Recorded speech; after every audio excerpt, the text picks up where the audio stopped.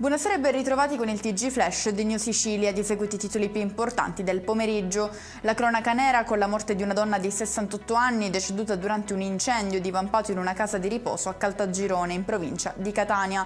La struttura che ospitava anziani e pazienti psichiatrici è andata a fuoco durante la notte per cause ancora incerte.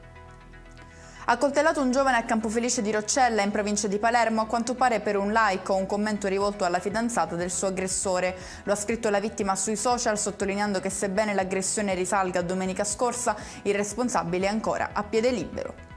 Chiuso un panificio in via Umberto a Catania per carenze igienico-sanitarie, scarafaggi tra gli scaffali e vicino ai contenitori della farina, sporcizie ovunque, alimenti non tracciati e gravi problemi di sicurezza. Questo è il quadro rilevato dagli agenti giunti sul posto dopo diverse segnalazioni.